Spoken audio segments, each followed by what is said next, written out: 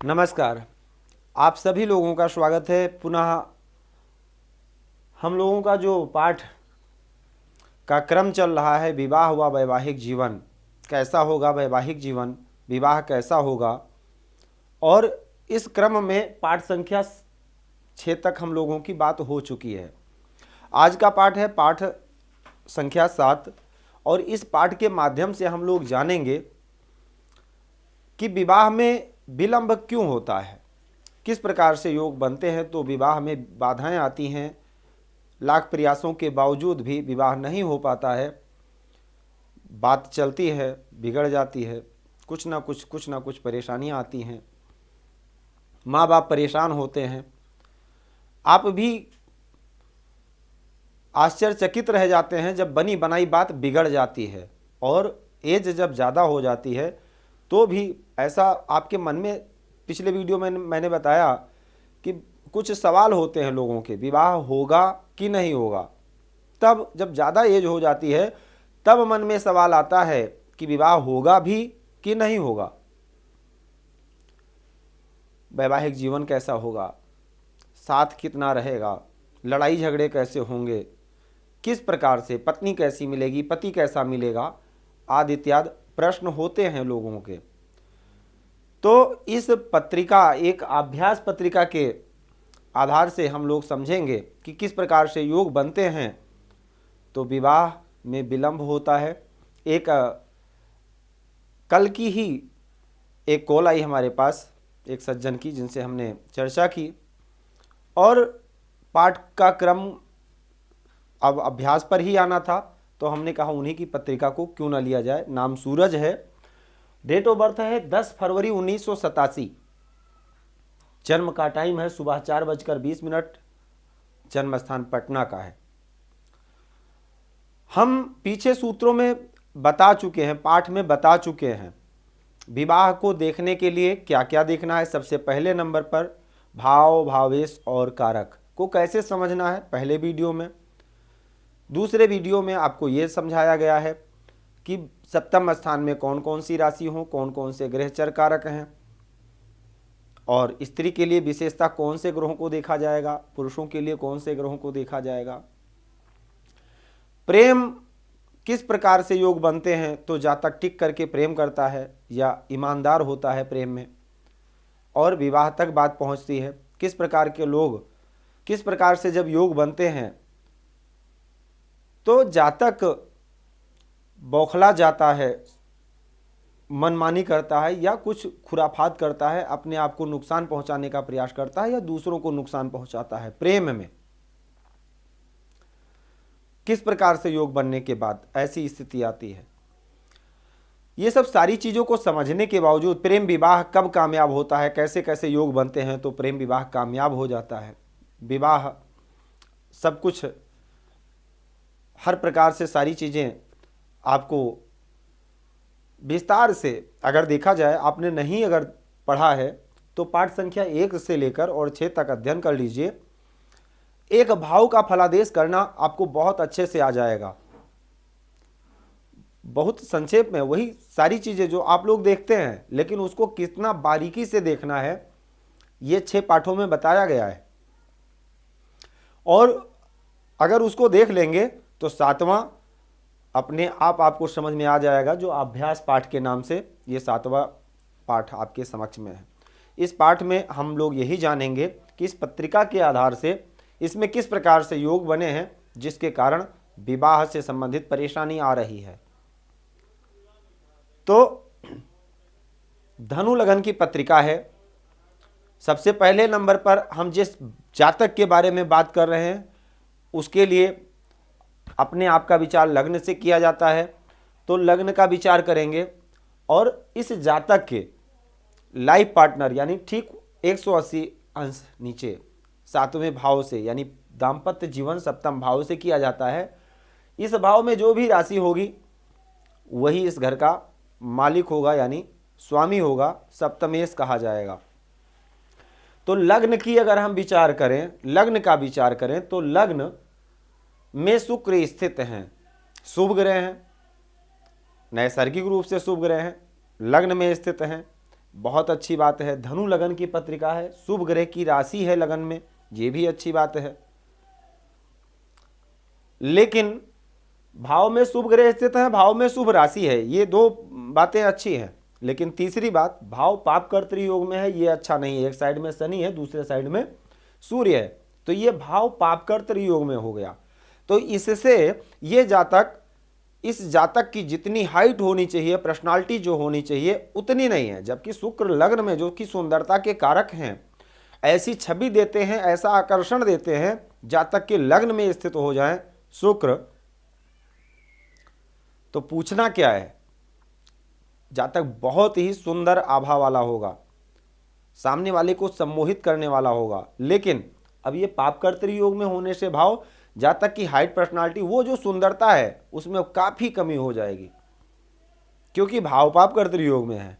अब अगर भावेश की बात करें तो भावेश यानी बृहस्पति कहाँ स्थित है तो केंद्र में। बृहस्पति और मंगल का योग भी बना है। इसको एक प्रकार से अगर देखा जाए तो केंद्र त्रिकोण के स्वामी अगर केंद्र में स्थित हो, युक्ति दृष्टि राशि परिवर्तन, या राशि एक के राशि में बैठा हो, दूसरे को देख रहा हो, दृष्टि प्रदान कर रहा हो, तो ये इस प्रकार से संबंधों से राजयोग बन जाता है। तो केंद्र त्रिकोण राजयोग तो है, तो ये जातक कोई कमजोर घर का नहीं है। अच्छी इनके पिताजी की अच्छी पकड़ है पॉलिटिक्स में। तो पहली बात तो यह है कि बृहस्पति जो कि मंगल के साथ स्थित हो करके, जो कि पंचमेश है मंगल, केंद्र त्रिकोण के स्वामी के साथ बैठे हैं, अच्छी बात है। लेकिन राहु केतु के एक्सिस में है।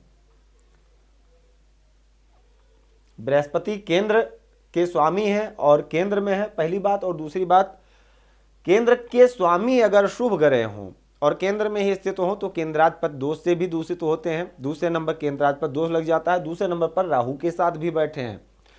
अब बृहस्पति की अगर हम बात करें तो बृहस्पति की दो राशियां, ये संक्षेप में बिल्कुल डिटेल में आपको प्रेडिक्शन करना आ जाएगा अगर इस तरह से समझेंगे। बृहस्पति की एक राशि मीन, दूसरी राशि धनु, और एक राशि में राहु स्थित है, मंगल स्थित है। मंगल तो खैर ठीक है, लेकिन राहु नहीं ठीक है।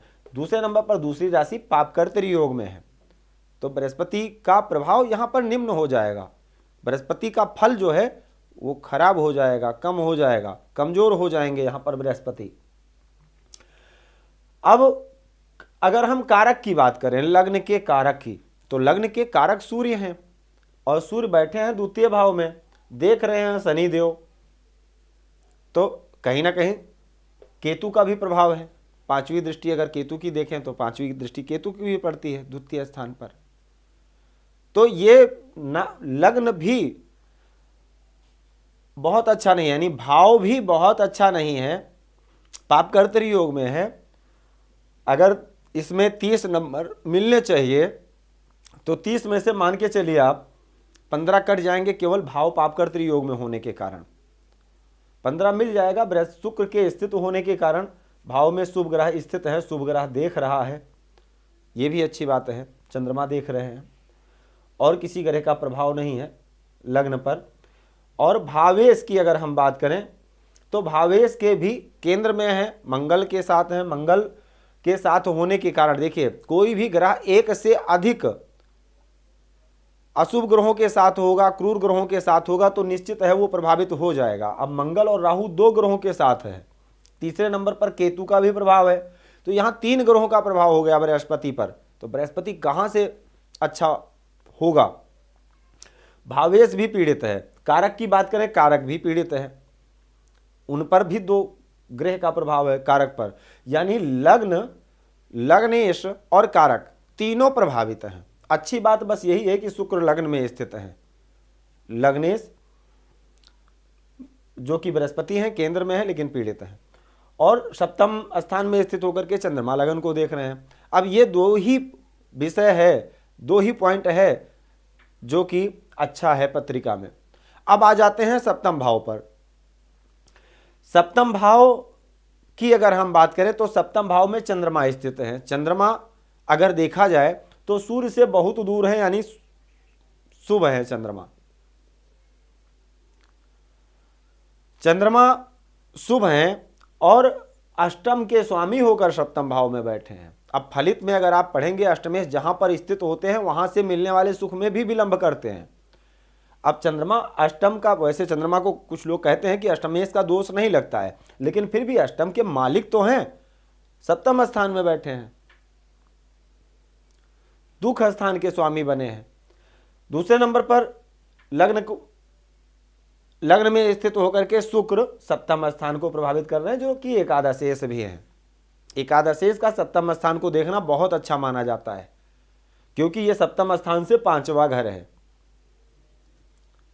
लाभ स्थान वैसे भी है, लाभेश अगर सप्तम स्थान को देख रहे हैं तो ये कंफर्म करते हैं शुक्र कि विवाह होगा, पक्का होगा। लेकिन एज भी देखिए आप, 87 का बोन है।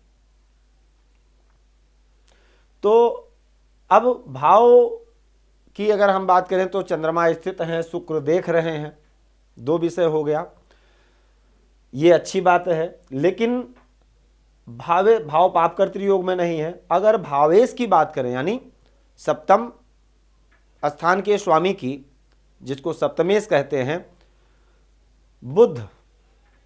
बुध की स्थिति की अगर बात करें तो बुध अपने से नवम बैठे हैं, यहां से नवम स्थान में बैठे हैं। किसकी राशि में बैठे हैं? शनि की राशि में बैठे हैं, बिल्कुल नीच राशि के आसपास हैं, क्योंकि मीन में नीच के होते हैं, कुंभ राशि में बैठे हैं। और शनि के घर में कोई भी ग्रह अगर बैठता है तो कहीं ना कहीं उसके फल निम्न हो जाते हैं, मंगल को छोड़ करके, क्योंकि मंगल की उच्च राशि है। अब बुध शनि के घर में स्थित हैं, जो कि जिसका स्वामी शनि है, और शनि मंदगामी ग्रह है, विलंब से रिजल्ट देने वाला ग्रह है। और उसके घर में अगर शनि बैठा है, देखिए संसर्गजा गुणा दोषा भवंतु, हम जिस माहौल में रहेंगे, जिसके संसर्ग में रहेंगे, जिसके घर में रहेंगे, उसके गुण अवगुण के अनुकूल हमारे अंदर भी, अगर हम सुबह 6 बजे उठते हैं लेकिन हम किसी ऐसे घर में पहुंच जाएं कुछ दिन के लिए जहां पर लोग 8 बजे तक सोते हों, तो हम कितना भी प्रयास करेंगे लेकिन हम भी धीरे धीरे करके लेट हो जाएंगे। 2-4 दिन उठेंगे, उसके बाद कहेंगे जब सब सो रहे हैं तो हम भी क्यों उठ जाएं, अच्छा नहीं लग रहा है। तो बुध शनि के घर में है। दूसरे नंबर पर बुध पापकर्तरी योग में है। बुध पर किसी अशुभ ग्रह का तो प्रभाव नहीं है, लेकिन बुध पापकर्तरी योग में है, बहुत बड़ी बात है। कोई भी ग्रह अगर पापकर्तरी योग में हो जाता है, या कोई भाव पापकर्तरी योग में हो जाता है, तो उस फल, वहाँ जहाँ का भी स्वामित्व है प्राप्त, उसको वहाँ से मिलने वाले फल में भारी कमी हो जाएगी। उसके कारक तत्वों से संबंधित, बुध के कारक तत्वों से संबंधित मिलने वाले सुख में कमी हो जाएगी। अब बुध की अगर हम बात करें तो बुध यहाँ पर पीड़ित है। अब देखिए, बुध कर्म स्थान के भी स्वामी हैं और बुध सप्तम के भी स्वामी हैं। कर्म स्थान से संबंधित अगर हम बात करें, संक्षेप में एक टिप्पणी टाइप समझ लीजिए आप। इनका प्रश्न भी था कि थोड़ा सा फाइनेंस और करियर पर भी आप गाइड कर दीजिएगा। इनको बहुत खुशी हुई कि हम आप इनका वीडियो बना रहे हैं। तो कर्म स्थान के स्वामी बुध हैं, और बुध अगर पापकर्तृ योग में है, अपने से छठे बैठे हैं, कर्म स्थान से छठे बैठे हैं। अच्छी बात यह है कि बृहस्पति का प्रभाव है कर्म स्थान पर, और मंगल और राहु का भी प्रभाव है, लेकिन कर्म स्थान के स्वामी प्रभावित हैं, पीड़ित हैं। तो इसका असर इनके करियर पर पड़ रहा है। स्ट्रगल अभी भी चालू है, अभी भी इनके जीवन में स्ट्रगल है। करियर बहुत अच्छा नहीं है इनका। फैमिली की पोजीशन अच्छी थी, और वो दशावश, क्योंकि माता पिता का फलादेश भी बच्चों की पत्रिका से किया जा सकता है। फलादेश में मैंने बताया भी कि 2005 से आपके पिताजी की पोजीशन बहुत अच्छी नहीं है। इन्होंने स्वीकार किया कि हाँ, 2005 से समय ठीक नहीं चल रहा है। अब आते हैं मुद्दे पर। सप्तम स्थान का स्वामी पापकर्तृ योग में है। दूसरे नंबर पर किसी अशुभ ग्रह का प्रभाव नहीं है बुध पर, ठीक है। अब सप्तम भाव पर अगर देखा जाए तो मंगल की चौथी दृष्टि पड़ती है। मंगल राहु केतु का प्रभाव लेकर के सप्तम भाव को प्रभावित कर रहा है। शुक्र चंद्रमा तो देख ही रहे हैं, लेकिन साथ में मंगल भी देख रहा है। मंगल की चौथी दृष्टि है।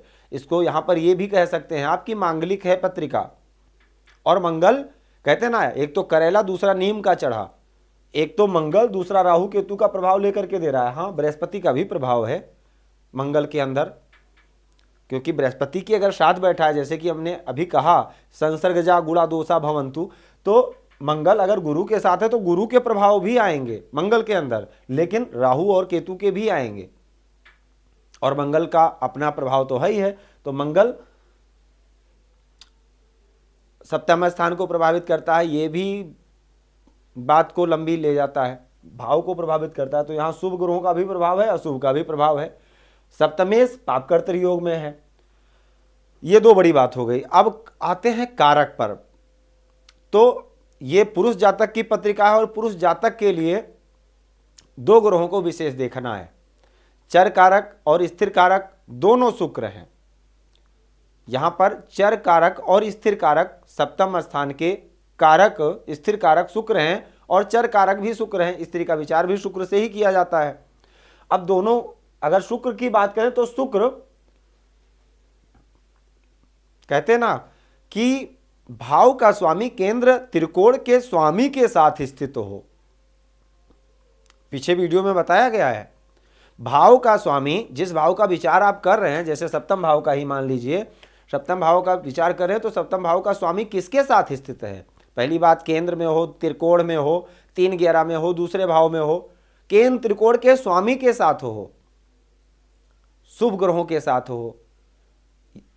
6, 8, 12 के स्वामी के साथ नहीं बताया गया है।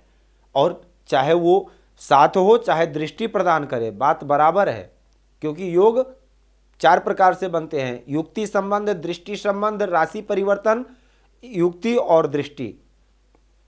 एक के घर में बैठा हो, दूसरा दूसरे को देख रहा हो कहीं और बैठ करके।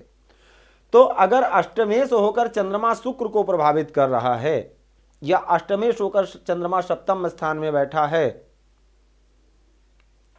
तो विवाह में विलंब करवाएगा, विघ्न बाधाएं देगा, क्योंकि यह दुख स्थान है। अब शुक्र की बात करें तो शुक्र को अष्टमेश देख रहा है, और कोई देख रहा है? नहीं देख रहा है। शुक्र पापकर्तृ योग में, एक साइड में शनि, दूसरे साइड में शुक्र, दूसरे साइड में सूर्य, लगन में अगर स्थित है तो पापकर्तृ योग में है। शुक्र का पापकर्तृ योग में हो जाना, सप्तमेश का पापकर्तृ योग में हो जाना, लग्न का पापकर्तृ योग में हो जाना, और बृहस्पति का राहु केतु और मंगल के साथ स्थित हो जाना, सप्तम स्थान में अष्टमेश का स्थित हो जाना, बड़ी बात है।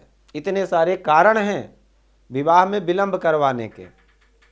एक तरीका और बताते हैं जो कि अभी तक वीडियो में नहीं बताया गया है।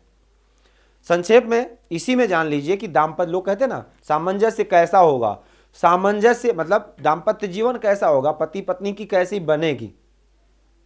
उसके लिए ज़्यादा कुछ फिलहाल एक बहुत अच्छा सूत्र है जो बता देता हूं, इस पत्रिका में बना हुआ है। लग्न के स्वामी बृहस्पति, सप्तम के स्वामी बुध, ये दोनों एक दूसरे से केंद्र में हो, त्रिकोण में हो तो अच्छा। एक दूसरे, जैसे बृहस्पति मान लीजिए यहां बैठा है, अब बुध इससे 5वें हो, इससे 4थे हो, इससे 7वें हो, इससे 9वें हो, इससे 10वें स्थान में हो तो अच्छा है। 3-11, 2-12, 6-8 ये खराब है, ये बताता है नहीं बनेगी। बृहस्पति देखिए चतुर्थ भाव में है और बुध तीसरे भाव में है, इसको कहते हैं 2-12 का संबंध। बुध से बृहस्पति दूसरे है और बृहस्पति से बुध 12वें है, इसको 2-12 का संबंध कहा जाता है। यानी सप्तम के स्वामी और लगन के स्वामी का आपस में जो संबंध है वो 2-12 का है। खडाष्टक कैसे होता है? बृहस्पति यहां है मान लीजिए और बुध यहां होते नवम स्थान में, तो इसको खडाष्टक कहते। बृहस्पति यहां है, बुध यहां होता तो इसको खडाष्टक योग कहते। और 3-11 बुध जैसे यहां और बृहस्पति यहां, बुध यहां बृहस्पति यहां, इसको 3-11 का संबंध कहा जाता है। बुध यहां, ये बृहस्पति यहां, इसको 2-12 का कहा जाता है। बृहस्पति यहां, बुध यहां, तो इसको 2-12 का संबंध कहा जाता है। 2-12, 3-11 खडाष्टक खराब है। ये संक्षेप में ये दाम्पत्य जीवन कैसा होगा, भाव भावेश और कारक को देखने के बाद आपको ये बहुत जरूरी है देखना कि लग्नेश और सप्तमेश का आपस में संबंध कैसा है।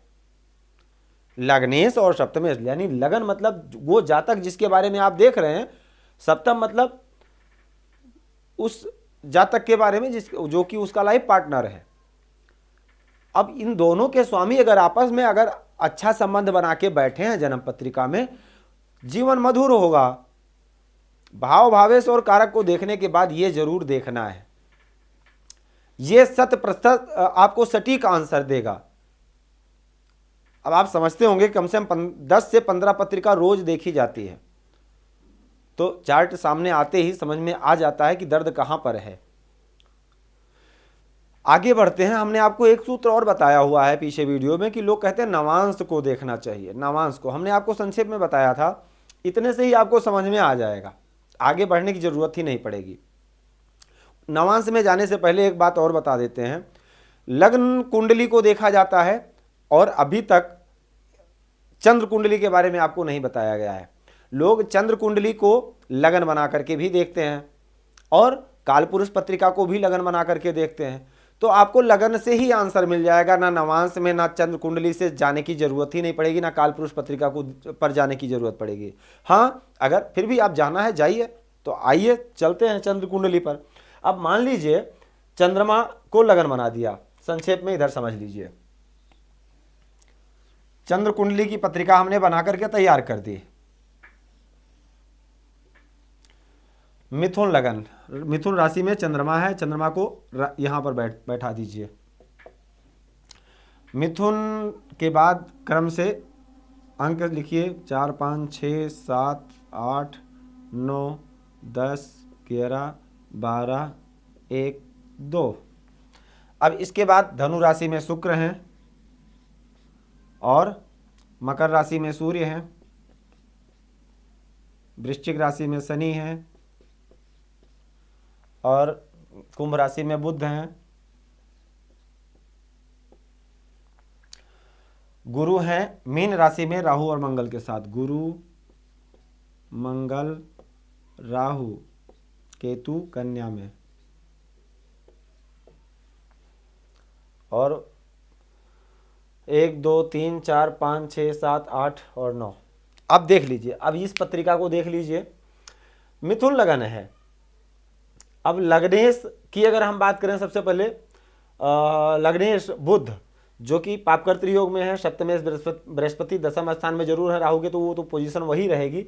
अब चंद्रमा से भी अगर देख लीजिए तो सप्तम स्थान पापकर्तृ योग में हो जाएगा। सप्तमेश बृहस्पति राहु केतु के एक्सिस में हाई है, लग्नेश बुध पापकर्तृ योग में है, और यहां से 8वें घर का स्वामी यानी चंद्रमा सप्तम स्थान से 8वें घर का स्वामी होकर के और सप्तम स्थान को प्रभावित कर रहा है। तो 8वां घर वैसे भी विलंब का है, देर का है। तो संक्षेप में आपको वही विषय मिलेगा यहां पर भी। अब अगर लगन चार्ट से पत्रिका प्रभावित है, पीड़ित है, सप्तम स्थान अगर प्रभावित है, पीड़ित है, विलंब दर्शा रहा है, तो चंद्र कुंडली भी दर्शा रही है। और उसके बाद नवांश में हमने आपको संक्षेप में यही बताया था कि आप नवांश में क्या देखेंगे कि नवांश कुंडली के लगन चार्ट में D1 चार्ट यानी लगन चार्ट के स्थान जो 6ठे 8वें और 12वें स्थान में जो राशि स्थित है वो नवांश के लगन चार्ट में नहीं होनी चाहिए। अब ये नवांश बना करके मैंने तैयार किया हुआ है। नवांश में देखिए कर्क लग्न की पत्रिका बनी है जो यहां पर अष्टम स्थान में स्थित है। तो अष्टमेश का जो है नवांश बन करके तैयार हुआ है। अष्टमेश की राशि नवांश के लगन चार्ट में है। हाँ, बृहस्पति शुक्र हैं, ठीक है। यहां पर भी अगर देखें तो ये भी सप्तम स्थान पापकर्तृ योग में है। दूसरे नंबर पर यहां के बृहस्पति और बुध, लगन और सप्तम के बुध और बृहस्पति तो खैर शुक्र के साथ लगन में है, लेकिन बुध अष्टम स्थान में है। यहां पर भी बुध प्रभावित है। हाँ, एक अलग बात यह है कि बुध वर्गोत्तम है, यह अच्छी बात है। तो इस प्रकार से देखिए, आप अगर ज्योतिष में जरा सा भी प्रेम करते हैं तो ये तरीका बहुत आसानी से, बहुत सरलता से आपके समझ में आ जाएगा कि किस प्रकार से इस पत्रिका में कैसे योग बने हैं, क्यों विलंब हो रहा है। इतना कई कारण हैं जिसके कारण विवाह में विलंब हो रहा है। 87 का बोन है। अब आप समझ लीजिए 31 साल वो हो गए, 34 साल की एज हो रही है। एक प्रश्न इस पर और भी है, अगर आप जानना चाहें संक्षेप में। इनका प्रश्न एक और भी था। प्रश्न क्या था, और हमने पीछे वीडियो में बताया भी है, प्रेम विवाह, सफल प्रेम विवाह के लिए। तो इनका प्रश्न प्रेम से संबंधित भी है। 2005 से ही इनका प्रेम चल रहा है, रिस्पॉन्स अच्छा नहीं मिल रहा है, कभी हाँ और कभी ना। सही रिजल्ट ना मिल पाने का एक कारण ये भी है। बीच में रिश्ते की भी बात बहुत सारी आई, लेकिन एक रिजल्ट ये भी है, मैंने आपको बोला था ना, पूर्व जन्म का विचार पंचम भाव से करते हैं। पूर्व जन्म का यानी विवाह से संबंधित, विवाह से पूर्व में जो भी चर्चाएं हुई, प्रेम हुआ तो फिर विवाह हुआ, या विवाह से पूर्व जो भी हुआ, दो फैमिली की आपस में बात हुई, दो लोगों की आपस में बात हुई, मिले, दोस्ती हुई, उसके बाद विवाह हुआ। तो विवाह से पूर्व में जो भी है उसको हम पंचम भाव से देखते हैं। एक बहुत बढ़िया सूत्र है। ये जन्म पत्रिका जो बनकर के तैयार हुई है, तो आपके कर्म से नहीं बन करके तैयार हुई है कि आपने जन्म लिया उसके बाद कर्म किया तब पत्रिका बन करके तैयार हुई ना। ये आपके जन्म जब हुआ तुरंत बन करके तैयार हो गई। तो जब आपका जन्म हुआ तुरंत ये पत्रिका बन करके तैयार हो गई। तो कौन सा कर्म था इसमें जो छप गया? ये पिछले जन्म का कर्म है जो छप गया, और इस जन्म में जो कर्म कर रहे हैं ना वो अगले जन्म में छपेगा। तो इसलिए विशेषता कर्म पर ध्यान देना चाहिए। अच्छे अगर कर्म करते रहेंगे, निश्चित है अगले जन्म में पत्रिका अच्छी बन करके तैयार होगी। पिछले जन्म में जैसा किया था वो बन करके चार्ट आपके सामने है, इसी को भोगना है। और इसको कर्म, इसको इस भाव को, ये पंचम भाव जो ये बताता है पुनर्जन्म, अष्टम गुण तथ्य ये भी बताता है। तो पंचम भाव क्या कह रहा है? पंचमेश मंगल अपने से 12 में बैठा, केंद्र में बैठा, ठीक है, वो धन के लिए बढ़िया है। लेकिन यो राजयोग बना करके बैठा, वो भी धन के लिए अच्छा है, लेकिन पंचम भाव के लिए ठीक नहीं है। ये पंचमेश राहु केतु के एक्सिस में है, पंचम के कारक बृहस्पति जो कि राहु केतु के एक्सिस में है, और पंचमेश अगर राहु केतु के साथ हैं, अपने से 12वें बैठे हैं, अग्नि तत्व के ग्रह हैं, जल तत्व राशि में बैठे हैं। राहु केतु के लिए आपको समझाया गया ना, सेपरेशन के कारक कौन से ग्रह हैं, सेपरेटेड प्लैनेट्स कौन से हैं? शनि, राहु और सूर्य। मंगल और केतु तो लड़ाई करवाते हैं। तो राहु भ्रमता भी देते हैं, शनि भ्रमता भी देते हैं, भ्रम उत्पन्न करना। राहु केतु का प्रभाव लगन पर हो, राहु अशुभ हो जन्म पत्रिका में, केतु शनि अशुभ हो और राहु शनि की दशा मिल जाए, ऐसे में डर लगता है। कहते हैं ना, बुद्धिया विहीन मत विभ्रम सर्वशून्यम विश्वम भयात विषमापद मृत्यु तुल्यम व्याधि वियोग धनहान विषानि चैव राहुर्दशा फ्रिजित जीव संशयम चा। तो राहु भ्रम को उत्पन्न करते हैं। भ्रम का मतलब राहु छाया है, लोग छाया से डरते हैं। देखो, छाया का कोई अस्तित्व थोड़ी ना है। छाया, अंधेरा, प्रकाश, छाया का शत्रु कौन है? प्रकाश। अगर प्रकाश आएगा, ज्ञान का जब प्रकाश होगा, छाया भ्रमता सारी गायब हो जाएगी। भ्रम कब होता है? अज्ञानता में होता है। तो यहां पर ये वैसे भी पंचम के स्वामी है बृहस्पति, कारक हैं पंचम के, और मंगल और गुरु कारक हैं बृहस्पति और स्वामी है मंगल। और ऐसा भी कहा गया है कि कारक और स्वामी अगर एक साथ स्थित हो तो भी अच्छी बात है, केंद्र कोण में हो तो अच्छी बात है, लेकिन राहु केतु के एक्सिस में होने के कारण ये बात बन नहीं पाती है। पंचम इनका क्लियर नहीं हो पा रहा है। क्यों? क्योंकि राहु साथ में बैठे हैं, केतु लड़ाई करवा देते हैं और राहु भ्रम दे देते हैं, विश्वास की कमी। और एक बात और भी बताया गया था कि चंद्रमा को विशेषता देखा जाता है। चंद्रमा किस राशि में है? द्विषभाव राशि में है। आप प्रेम वाला वीडियो अगर देखेंगे तो उसमें कहा गया है ना कि चंद्रमा अगर द्विषभाव राशि में हो तो कभी हाँ तो कभी ना, तो कभी हाँ तो कभी ना। तो बहुत आसानी से 5-7 वीडियो हैं, अभी 1 2 3 4 वीडियो आपको और मिलेंगे। जितना बन जाएगा, जितने जितने सूत्र आपको मिलते जाएंगे विवाह हुआ वैवाहिक जीवन पर, प्रेम विवाह पर, वैवाहिक जीवन पर, क्यों तलाक होता है, कैसे डिवोर्स होता है, या किस प्रकार से वैधव्य योग बनता है, आदि इत्यादि आप अध्ययन करते रहिए। मैं आपको कहूँगा कि पाठ अगर आपको अच्छा लग रहा है शेयर करते रहिए, और प्ले लिस्ट में जा कर के आप ज्योतिष से अगर प्रेम करते हैं, ज्योतिष सीखना चाहते हैं, पाठ संख्या 1 से अध्ययन करना शुरू कीजिए, आनंद आएगा। जय सिया राम। भूमि, भवन, वाहन, धन संपत्ति, शादी, व्यापार एवं संतान आदि से संबंधित समस्याओं से हैं परेशान और चाहते हैं उसका संपूर्ण निदान, तो ज्योतिर्विद अमरीश तिवारी जी से तुरंत संपर्क करें। हमारे संपर्क सूत्र हैं 9718504998। हमारे यहाँ वैदिक ब्राह्मणों के द्वारा सभी प्रकार के पूजा पाठ, कर्मकांड, यज्ञ अनुष्ठान, विवाह, गृह कलेश, काल सर्पदोष व नवग्रहों की पूजा आदि कराई जाती है। हमारे यहाँ सभी प्रकार के यंत्र, राशि रत्न, कवच, जन्मपत्री एवं रुद्राक्ष सिद्ध किए जाते हैं।